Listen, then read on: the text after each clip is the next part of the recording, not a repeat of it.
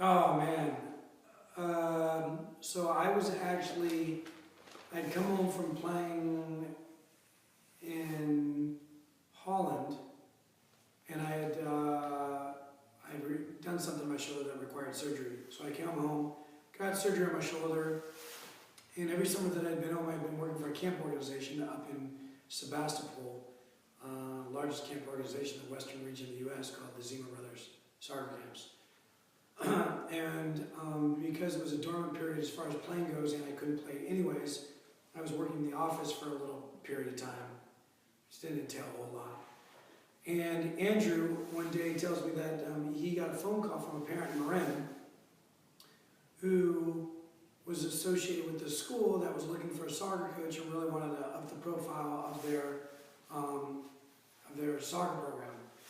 And said he certainly wasn't interested, but was I interested in doing that? And I said, well, you know, I'm interested, I'll look into it. So I came down and I spoke to, I guess, one mother, Janice Anderson Graham, was the person that was, I don't know if she was responsible, but certainly took it on herself to see if she could get out there and find a quality coach. Her son was going to be a sophomore that following year.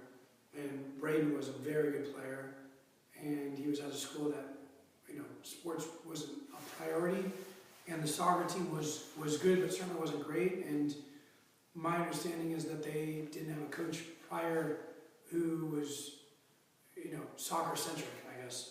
So I spoke to Janice. Janice wanted to continue the process. I was still intrigued. So after that, I met Bodie, who just was amazing. I mean, she blew me away. I continued to do it every year thereafter that I continued to work with her. She's just an amazing person.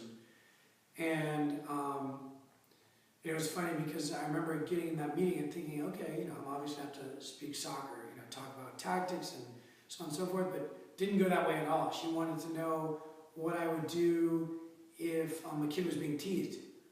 So it became clear to me that this is what happened prior to me coming in, was just team building, hazing, and those were the primary concerns in creating a safe environment, at least from her end, because she couldn't speak to the soccer component of it. So after meeting with Bodie, they then decided to get a group of the returning players, because this was late spring, and get a group of the boys players to interview me. So I remember meeting in what is now the fitness room. Then at the time was some sort of student center, and had like foosball tables, ping pong table, couches. I don't think it was used very much. So I met 4 or 5 of the boys who were super critical. You know, were both clearly trying to get as much out of me as they could, but at the same time trying to impress me. It was really clear they were slightly comfortable. I mean, they were sophomores and juniors in high school. But, you know, I could tell they were really cool kids and, you know, really wanted to have a good soccer experience. So I thought about it for a while, and then I decided, yeah, I mean, I love this place, and I loved everybody that was associated with it. And I really hadn't felt that way about any place I'd been before. So I decided to do it, and, you know, at the time I thought I'd be here for maybe 3 to 5 years. And here I am 18 years later. So I think it just speaks volumes to how much I fell in love with the school and the people that are associated with it. So I wound up talking to Mark Stogner, who was the AD at the time. Came down, Mark showed me the school. I remember him walking me out to what's now our graduation stairs. At the time it looked completely different, not only the field but the stairs themselves. You'd walk down the stairs and then there was a little deck, you couldn't go any further. And we were looking at this really, really bad patch of field that he called a soccer field. And it looked like a runway. It was down the middle of it that you could just fly a small plane on. It was completely worn out, more dirt than grass. And I remember Mark saying to me, well, it might not look like much, but whatever you can imagine, we can build. And I looked at him and I said, I can imagine quite a bit. So they wore their heart on their sleeves. And as you said, I don't like to use the word hate, but they certainly had a dislike for Branson. Branson was in the BCL at the time.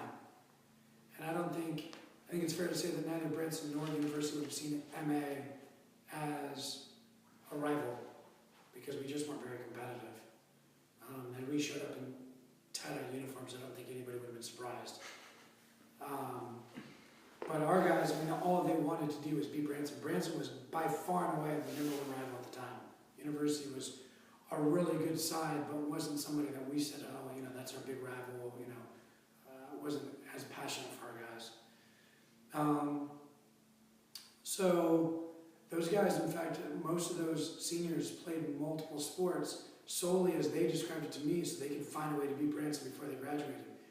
I don't think it happened in any sport. It certainly didn't happen in soccer, but it just spoke to you know, their desire to beat Branson.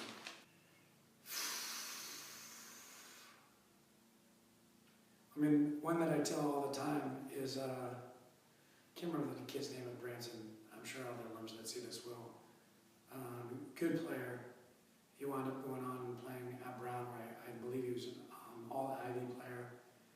And he was certainly one of the best kids in Marin County, and certainly for that class. And we had one of the Meyer brothers man-mark him, and this was a time when Branson still played at their facility on campus, which is a super tiny field. And you know, to be fair, the difference between the two sides was pretty big, and we all know that. But we certainly made up the difference with desire and effort. And I remember at one point, a ball was put over the top as one of the Meyer brothers was man-marking this kid, and it was run out for a goal kick, and it was clear